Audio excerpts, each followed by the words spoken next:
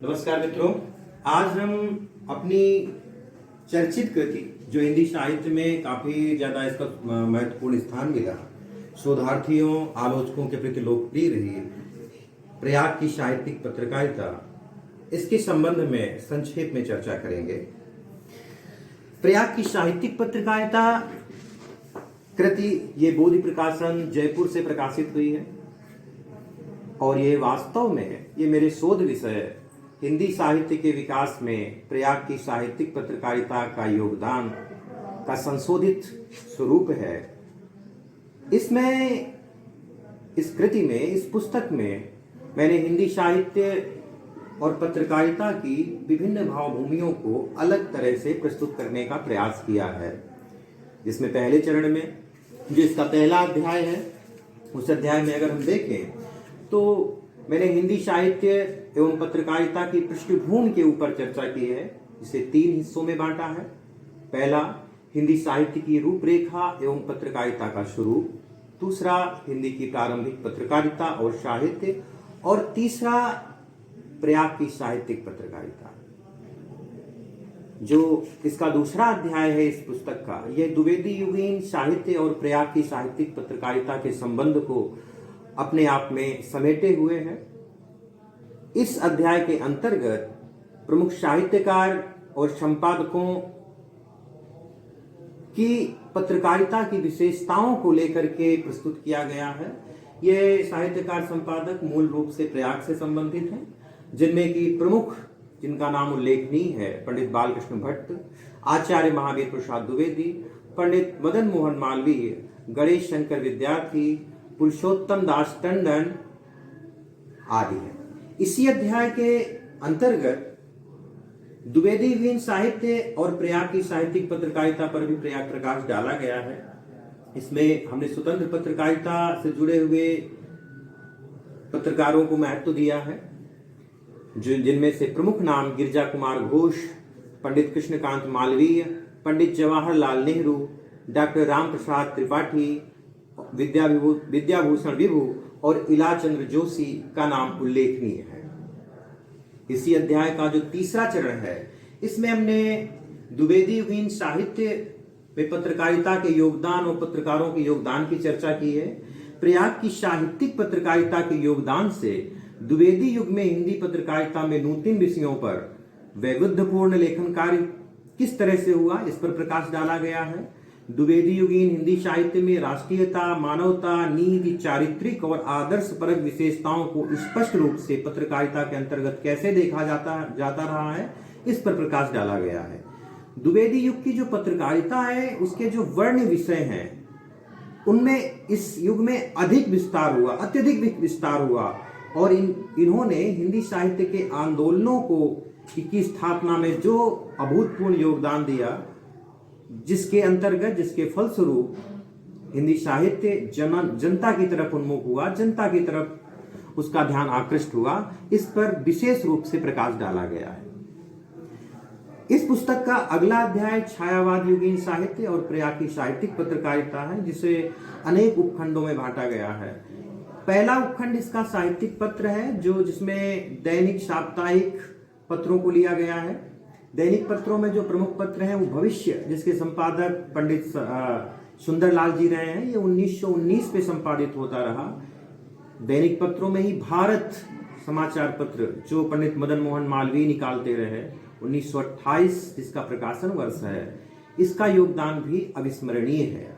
इसी युग में साप्ताहिक पत्रों की संख्या काफी अधिक थी, जिनमें से प्रमुख हैं प्रयाग समाचार, भारत, अरुणोदय, हिंदुस्तान, युगांतर और देशदूत। अगर हम वास्तव में देखें तो उदंड मार्तंड, जो हिंदी साहित्य का, हिंदी पत्रकारिता का प्रथम समाचार पत्र है और हिंदी साहित्य के उत्थान में जिसका नाम हम बड़े गर्व के साथ लेते हैं, उसकी परंपरा को संरक्षित करने के साथ ही हिंदी पत्रकारिता के मानक स्थापित किए गए और स्थापित करने में निसंदेह प्रयाग के समाचार पत्रों का योगदान अविस्मरणीय रहा। सामाजिक संरचना में आए क्षरण में सुधार हेतु परिवेशगत परिस्थितियों पर लेखनी द्वारा इस युग में सशक्त प्रहार किए गए। इसी अध्याय के अंतर्गत साहित्यिक पत्रिकाओं की भी चर्चा की गई, जिसमें से पाक्षिक, मासिक और त्रैमासिक, इन 3 रूपों में इन पत्रिकाओं को बांट करके देखा गया। 3 रूपों में इनका प्रकाशन होता रहा। पाक्षिक पत्रिकाओं में 2 पत्रिकाएं ही विशेष चर्चा में रही, पहली माया और दूसरी मदारी। माया द्विजेंद्रनाथ मित्र द्वारा 1930 ईस्वी में आरंभ की गई और मदारी बलभद्र प्रसाद गुप्त द्वारा 1933 ईस्वी में। इन पत्रिकाओं ने राजनीति और साहित्य को समाज के साथ जोड़ करके प्रस्तुत करने का अभूतपूर्व कार्य किया। मासिक पत्रिकाओं की एक लंबी सूची है, जिनमें सरस्वती, चांद, मनोरमा, गृहलक्ष्मी, आलोक, खिलौना, भारतेंदु, अरुणोदय, वनलता, सहेली, कन्या वर्चस्व, चमचम, वेदोदय, वानर, विश्ववाणी, कमलिनी, अक्षय भैया, गुड़िया और रूपाभ आदि प्रमुख हैं। इनमें से रूपाभ को आप सभी लोग जानते हैं, ये हमारे प्रमुख छायावादी कृष्ण मित्रानंद पंत द्वारा निकालने वाली पत्रिका थी। वानर भी रामनरेश त्रिपाठी द्वारा एक ऐसी पत्रिका थी जो स्वाधीनता क्रांतिकारियों के बीच प्रमुख रूप से चर्चित रही। इनका सभी विस्तार से प्रकाश डाला गया। सरस्वती पत्रिका के बारे में तो किसी को बताने की आवश्यकता ही नहीं है। ये ऐसी पत्रिका थी जिन्होंने जो पहले निकलती रही, लेकिन इसका प्रमुख रूप से योगदान ये रहा कि छायावाद युग में यह पदुमलाल पुन्नालाल बख्शी जी के संपादन में यहाँ से निकलनी आरंभ हुई। और जिस तरह से छायावाद युगीन उन प्रवृत्तियों को उसने अपने आप में समाहित किया जो आचार्य द्विवेदी जी के समय में संभव नहीं था। त्रैमासिक पत्रिकाओं की अगर बात करें तो इस समय केवल 2 पत्रिकाओं का उल्लेख मिलता है, जिसमें से एक जैन हॉस्टल मैगजीन पत्रिका है और एक हिंदुस्तानी है। हिंदुस्तानी अभी भी निकल रही है हिंदुस्तानी अकादमी द्वारा, और जैन हॉस्टल मैगजीन जो थी वो अधिक प्रमुख रूप से हॉस्टल में रहने वाले परिवेश के बच्चों को केंद्र में रख करके निकाली जाती थी। अगर हम छायावादीन युगीन पत्रकारिता की बात करें कि इसका योगदान क्या रहा, तो हम देखेंगे कि इस समय भाषा में एकरूपता, व्यवस्था और शुद्धता के प्रादुर्भाव के लिए भाषा संघर्ष इस युग में आरंभ हुआ। जन जागरण को वरीयता दी गई, विचारोत्तेजक और लोकोपयोगी सामग्री का अधिकाधिक प्रकाशन हुआ। नई शैलियों की पृष्ठभूमि की संरचना निर्माण का महत्वपूर्ण कार्य भी इस युग की पत्रकारिता ने किया। हिंदी गद्य शैली की बहुविधि और बहुरंगी संरचना के लिए विशेष प्रयत्न इस युग में किए गए।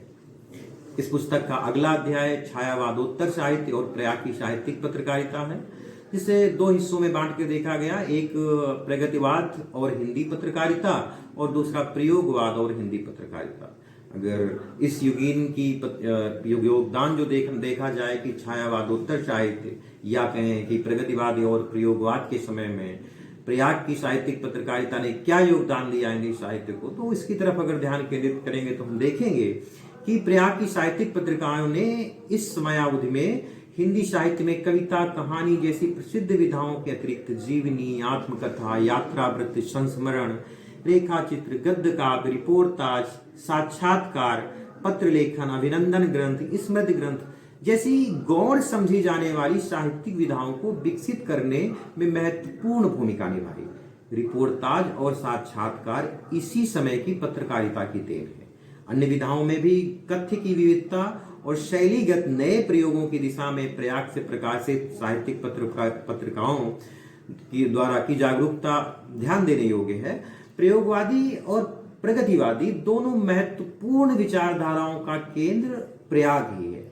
ये सबसे अधिक ध्यान देने वाली बात है कि ये एक ऐसा समय था जब अधिकांश साहित्यिक आंदोलन प्रयाग द्वारा ही आरंभ होते थे। इस पुस्तक का अगला जो अध्याय है वो स्वातंत्र्योत्तर साहित्य और प्रयाग की साहित्यिक पत्रकारिता है, जिसमें हमने 1970 ईस्वी तक के समय को देखा है, यानी कि 1947 से 1970 ईस्वी तक का। इसे 3 हिस्सों में बांट करके प्रस्तुत किया गया। एक है स्वातंत्र्योत्तर साहित्यिक पत्रकारिता का शुरू, दूसरा साहित्यिक पत्रकारिता में आया बदलाव, और तीसरा साहित्यिक पत्रकारिता का जन सामान्य पर क्या प्रभाव।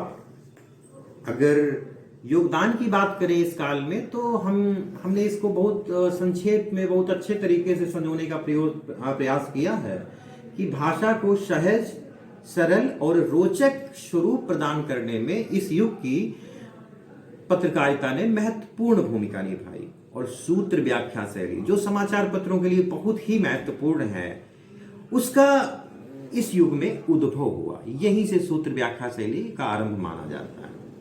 इसका जो आखिरी चरण है, चूंकि इस पुस्तक का जो मेरा शोध विषय था वो 20वीं शताब्दी के केंद्र तक ही था, इसलिए इसमें ये जो आखिरी अध्याय है ये समकालीन साहित्यिक पत्रकारिता के ऊपर केंद्रित है, जो जिसको हमने समय में सीमा में बांधा है 1970 से 2000 ईस्वी तक का।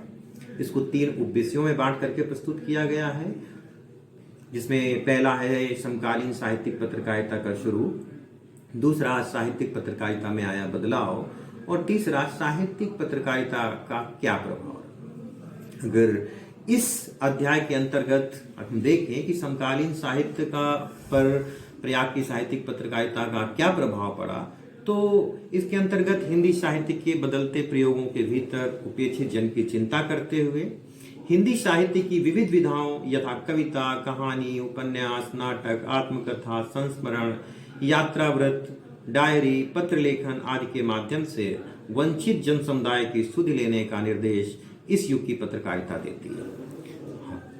अंत में जो इसमें प्रमुख में रखा गया कि उपसंहार के अंतर्गत देखा हमने, जो पूरा निष्कर्ष के रूप में देखें तो उनको अगर बिंदुवार प्रस्तुत करें तो उसमें पहला बिंदु यही होगा कि हिंदी की अधिकांश, और सबसे ज्यादा ध्यान देने वाली बात भी यही है कि हिंदी की अधिकांश सर्वमान्य और प्रतिष्ठित पत्र पत्रिकाएं जो थी उनका प्रकाशन प्रयाग यानी कि इलाहाबाद से ही होता रहा। यहाँ अधिकांश साहित्यकारों और साहित्यिक आंदोलनों और साहित्यिक गतिविधियों का केंद्र प्रयाग ही रहा है।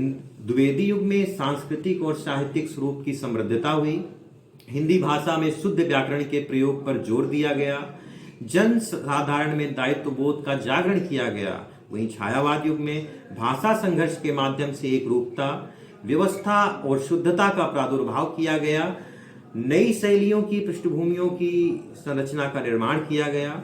और प्रयाग की साहित्यिक पत्रकारिता ने हिंदी साहित्य में कविता, कहानी जैसी प्रसिद्ध विधाओं के अतिरिक्त गौण समझी जाने वाली साहित्यिक विधाओं को विकसित करने में महत्वपूर्ण भूमिका निभाई। अगर देखें तो भाषा को सहज, सरल और रोचक रूप में प्रस्तुत करना भी प्रयाग की पत्रकारिता ने ही सिखाया। हिंदी साहित्य के बदलते प्रयोगों के भीतर उपेक्षित जन की चिंता करते हुए हिंदी साहित्य की विविध विधाओं में विविध साहित्यकारों की तरफ हिंदी साहित्यिक पत्रकारिता उनको निर्देश देती है और कहती है कि जनता से अगर आप नहीं जुड़े हुए हैं तो आपका साहित्य, आपका लेखन किसी कार्य का नहीं है। ये मेरी पुस्तक के पर केंद्रित कुछ प्रमुख बिंदु रहे। आगे किसी दूसरी पुस्तक को लेकर के या दूसरे विषय को लेकर हम फिर मिलेंगे। धन्यवाद।